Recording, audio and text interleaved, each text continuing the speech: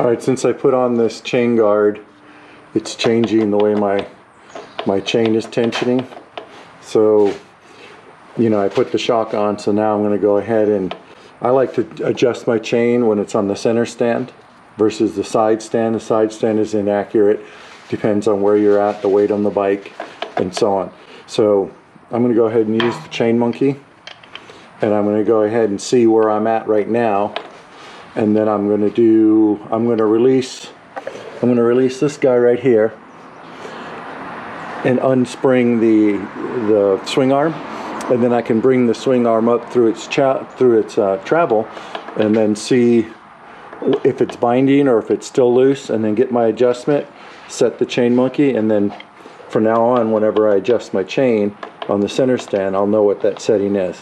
Alright, so on my bike, it has a little arrow. I don't know if you can see it right there.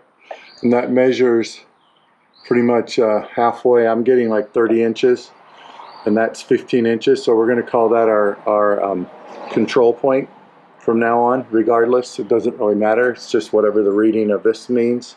So right now we have it, we're going to tighten it down, and it's nice and stout. Bike is in neutral, and then we're going to go ahead and loosen this. We already got our setting right here, and then we're going to go ahead and lift the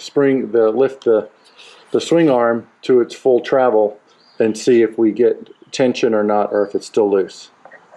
In theory, that's the proper adjustment. So let's see. All right, so I released the spring, so now my swing arm is unsprung, and we're going to go ahead and start lifting it and see what we get on the tension here, because of this guy kind of, you know, changes. So when you're pushing this up, it doesn't allow the chain to go all the way to go up to this point like that. All right, so we jacked up the wheel, and we've got some tension on it now. You know, it's still a little bit loose here, but we're going to go ahead and bring it up some more and see if it gets tighter, and then as we go up higher it should get looser, so we'll know where the tightest point is. I'm guessing this is okay right here. We might loosen it, because also it hits right here when it goes up. So if you know, when you go ahead, you can see how the chain's moving, but that stays. So we'll go ahead and bring it up some more. All right, so we've gone up quite a bit, and now we're getting some more slack. So I think we've passed that point of being at its highest. But we're going to take it up as far up as she'll go, just to see if we get any more tension. So yeah, so it's just getting looser as you go up. I don't know where the bottom out is on this, but we're going to take it up as high as it will go.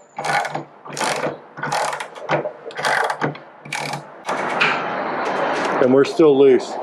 All right, so we'll go ahead and drop it to where we thought the tightest point is. And if we need to make an adjustment, we'll make the adjustment. If not, then we're going to call that good. So this was the setting right now for my chain monkey, this little ring right here. So we're going to go ahead and that will be my mark for now on, and I'll go ahead and mark it on here so that I can see that and I won't lose this. So it seems that this is the tightest point of the chain. I mean, it's tight, but I don't know if that's too tight, but it's not loose. Probably need to loosen it up just a little bit, because that's putting some good strain on the bike. And I'm curious to see what that flex is right there. But yeah, this is really, I mean, it'll take you 10 minutes to take this off, and then that way you truly find where your tightest point on the travel, and especially if you put one of these on, because it definitely changes the way the chain comes down. So we're picking a point where we feel that it's the tightest, and we're going to hook it in somewhere that we can get the same accurate reading.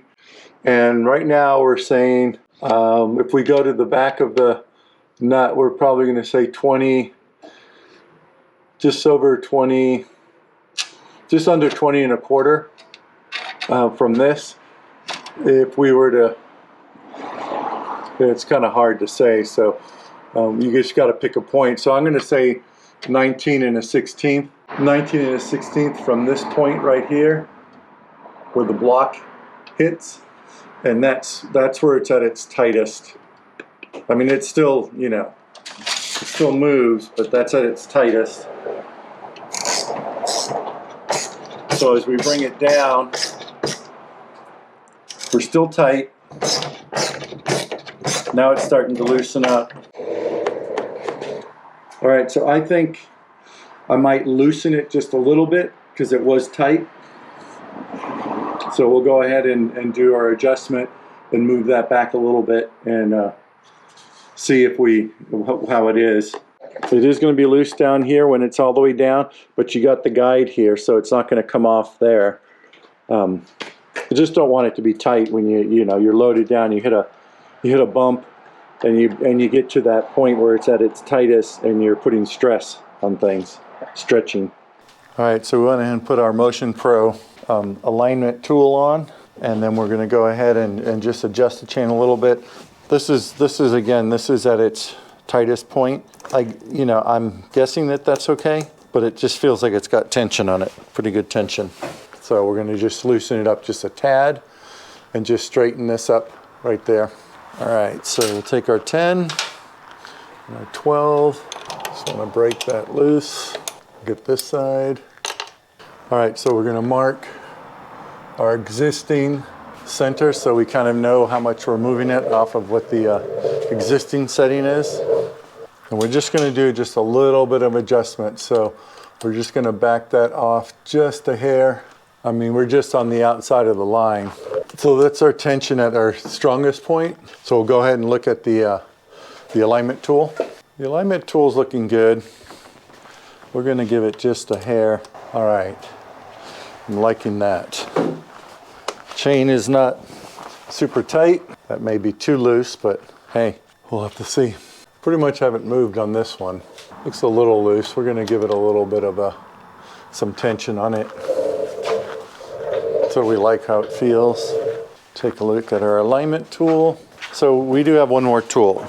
All right, so we put the chain monkey on, and you can see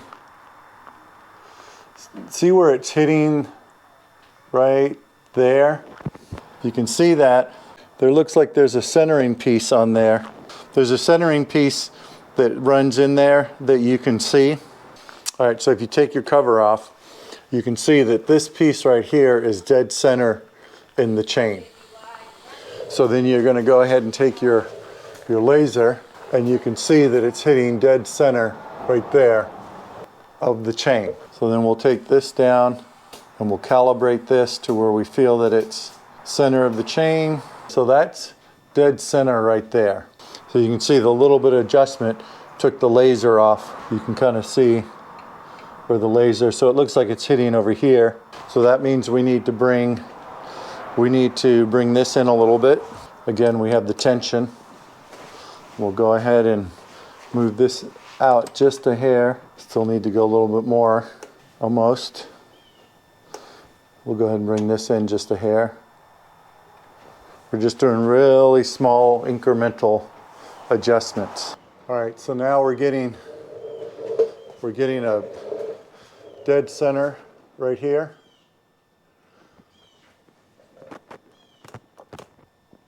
I think that's good. This is at the tightest point of the chain. So I think this will be good. So we'll go ahead and tighten this up and make sure nothing has moved here. We have the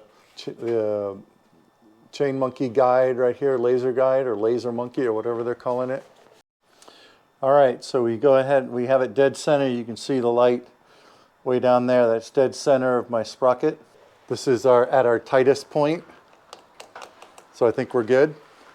We'll go ahead and tighten it up, and then we're going to check it with our calibration here and see if we're, again, this is just a calibration. You don't need to do this every time you want to tighten your chain, but if you want to determine the correct, especially only if you're modifying. Otherwise, go with whatever the manual says, and that's fine.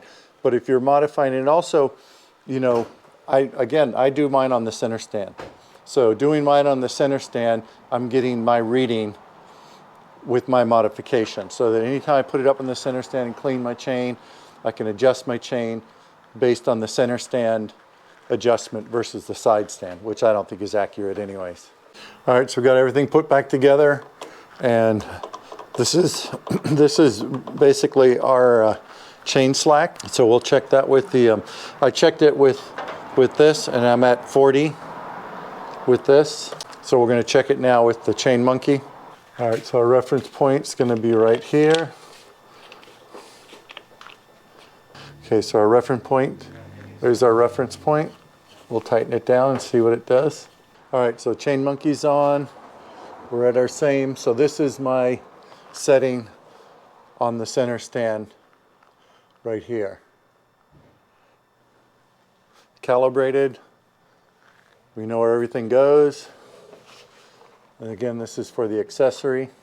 All right, so she's all put back together. We put the chain monkey on. We have it in its spot that it needs to be, which is right about there. And that's where our setting is. Setting's probably a little bit less, and it's basically number 2 on that right there. So all we did is just confirm that with this new accessory, and also to confirm that by adjusting the chain on the center stand, that this is the proper setting right here for my chain. By bringing this up through its full travel to its tightest point on the chain, and then also bringing it down. So now that tells me that this is, whenever I want to do this, I don't have to take all this stuff off. I just put her up on the center stand, put the chain monkey on it, and that will adjust my chain to my calibration for having this accessory, and also for doing it with the center stand down. So we'll take a look at this. So it says for my bike, for the 40 millimeter, or whatever they say, right there, which looks like 40 millimeters, that on the chart for the chain monkey, it's number 2. So we're right there.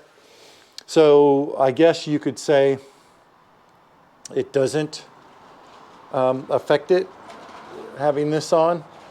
But if I were to, I'm going to check, I'm going to go ahead, just for shits and giggles, I'm going to go ahead and put it on the side stand and check it with the chain monkey and see what the difference is. It's probably not going to be accurate, again, because now I have a stiffer spring. I have the Hyperpro stiffer spring, so it sits higher up anyways. So I think this is really the way to calibrate it for your use based on your accessories and how you like to adjust your chain or check your chain. Me, I like to do it just like this, on this setup, just like this. And then that way I can, you know, I'm not putting it on the side stand and all that kind of stuff and trying to figure out I can clean my chain, I can adjust it and oil it and do all that stuff. So we'll just wrap this one up here. We'll be back in the shop here shortly because we got something else to do later.